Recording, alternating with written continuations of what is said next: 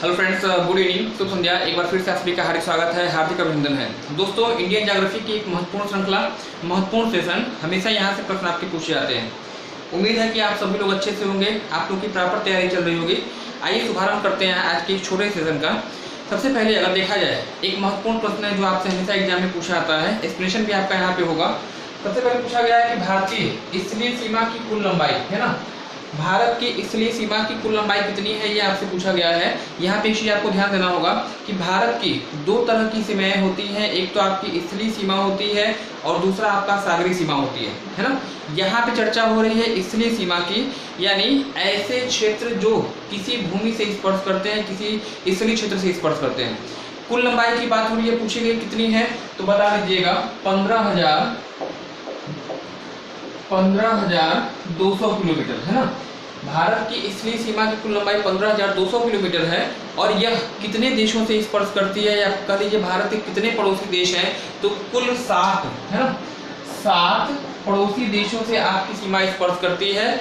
कौन कौन से ये देश आपके होंगे, तो 7 पड़ोसी देश हैं। एक तो आपका बांग्लादेश आएगा, बांग्लादेश है, चीन है, पाकिस्तान है, नेपाल है, इसके बाद म्यांमार, भूटान और अफगानिस्तान है ना। बांग्लादेश, चीन, पाकिस्तान, नेपाल, म्यांमार, भूटान और अफगानिस्तान, इन 7 के साथ आपकी स्थलीय सीमा स्पर्श करती है, जिसकी कुल लंबाई जो है 15,200 किलोमीटर है ना। आपसे पूछा जाता है कि किस देश के साथ भारत की स्थलीय सीमा सर्वाधिक लंबी है, किस देश के साथ भारत की स्थलीय सीमा सबसे अधिक लंबी है, उत्तर आप बताइएगा। बांग्लादेश कितनी है, 4,096 किलोमीटर। और अगर आपसे पूछा जाए कि सबसे कम स्थलीय सीमा किसकी है, तो अफगानिस्तान आपका यहाँ पे उत्तर हो जाएगा। फिलहाल जो मोर प्रश्न आपका था कि स्थलीय सीमा की कुल लंबाई कितनी है, तो 15,200 आपका सही उत्तर हो जाएगा है ना। इसके बाद दिया है निर्दिष्ट रेखा। निर्दिष्ट रेखा किन दो देशों के बीच में विभाजन का कार्य करती है। एक इंपॉर्टेंट क्वेश्चन होगा, हमेशा यहाँ से प्रश्न पूछा जाता है, निर्दिष्ट रेखा किन दो देशों के बीच में है, तो यह रेखा जो आपकी है भारत और पाकिस्तान है ना। भारत और पाकिस्तान के साथ यह रेखा जो है स्पर्श करती है, दोनों के बीच में विभाजन का कार्य करती है। और इसका निर्माण 15 अगस्त 1947 को किया गया था, जब भारत और पाकिस्तान का विभाजन हुआ था। सर रेडक्लिफ की अध्यक्षता में जो है इसका विभाजन किया गया था, इसका निर्माण किया गया था, और यही कारण है कि इस रेखा को आपने रेडक्लिफ रेखा नाम दिया है। इसी तरह की 2-3 रेखाएं आपकी और हैं जो कि स्पेशली भारत से संबंधित है और हमेशा एग्जाम में आपसे पूछी जाती हैं। रेडक्लिफ रेखा भारत और पाकिस्तान के बीच में, शून्य रेखा बांग्लादेश और भारत के बीच में, मैकमोहन रेखा भारत और चीन के बीच में है, और साथ ही साथ एक रेखा आपकी आती है डूरन रेखा, जो हमेशा एग्जाम में आपसे पूछी जाती है। वर्तमान पाकिस्तान और अफगानिस्तान के बीच में इसका जो है निर्माण हुआ था 1896 ईस्वी में है ना। चलिए, इसके बाद तीसरा क्वेश्चन जो आपसे पूछा गया है, फरमाइशी गीतों के लिए प्रसिद्ध झुमरी तलैया की लोकेशन किस राज्य में है। एक इंपॉर्टेंट क्वेश्चन होगा, झ से झुमरी तलैया याद रखिएगा, झ से झारखंड याद रखिएगा। एग्जाम में पूछा गया क्वेश्चन, मैक्सिमम लोग इसको गलत करते हैं। तलैया, ताल तलैया होने की वजह से मैक्सिमम कहाँ लगाते हैं, उत्तराखंड में है ना।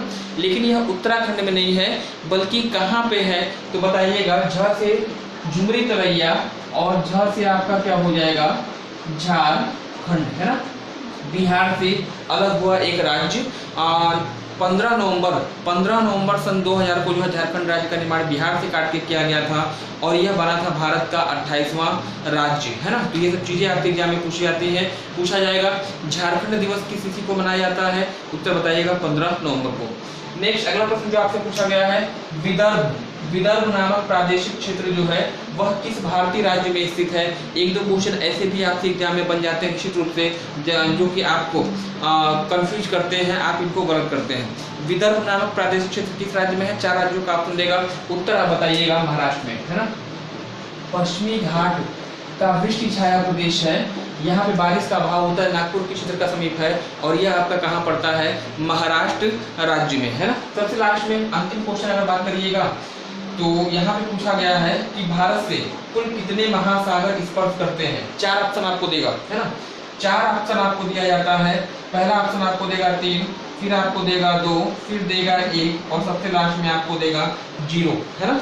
पूछता क्या है कि कितने महासागरों से भारत की सीमा स्पर्श करती है, जलीय सीमा स्पर्श करती है।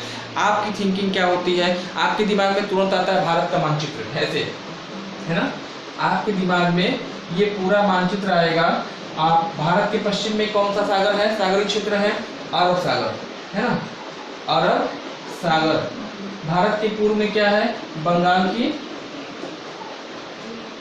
की खाड़ी, और दक्षिण में आइएगा तो एक महासागर आपका पड़ता है जिसका नाम है हिंद महासागर। पूछा जाता है कि भारत की सीमा कितने महासागरों से स्पर्श करती है, आपके दिमाग में ये मैप आता है, तीन तरफ से भारत पानी से घिरा हुआ है, बंगाल की खाड़ी, हिंद महासागर और आपका अरब सागर। पहला ही ऑप्शन आपको 3 दिखाई देता है, आप क्या करते हैं, टिक कर देते हैं। प्रश्न के लैंग्वेज को आप ध्यान नहीं देते हैं, इसलिए जो है इस प्रश्न को 99% लोग गलत करते हैं। कितने महासागरों से आपकी सीमा स्पर्श करती है, अगर 3 लगाइएगा उत्तर आपका यहाँ पे क्या होगा, गलत होगा। क्यों होगा, क्योंकि केवल एक ही तो महासागर है, महासागर दक्षिण में कौन सा महासागर, हिंद महासागर। इसके अलावा ये 2 जो आपके बच रहे हैं, चाहे अरब सागर हो और चाहे आपका बंगाल की खाड़ी हो, है ना, ये महासागर की श्रेणी में नहीं आते हैं। प्रश्न आपका यही था कि कितने महासागर भारत को स्पर्श करते हैं, 3 लगाइएगा उत्तर गलत होगा, केवल एक महासागर यहाँ पर उत्तर सही हो जाएगा। और कौन सा महासागर है, तो आपका हो जाएगा हिंद महासागर, है ना। तो इस तरह से क्वेश्चन आपके पूछे जाते हैं और आप लोग जो है गलत करते हैं। ध्यान रखिएगा, 5 महत्वपूर्ण प्रश्न थे, ऐसे ही कुछ प्रश्न मैं आपको और दूंगा। आज के लिए फिलहाल इतना ही। एक क्वेश्चन आपके लिए, आप मुझे कमेंट सेक्शन में कमेंट करके बताइएगा, है ना, आप मुझे कमेंट सेक्शन में कमेंट करके बताइएगा, जोजिला पास,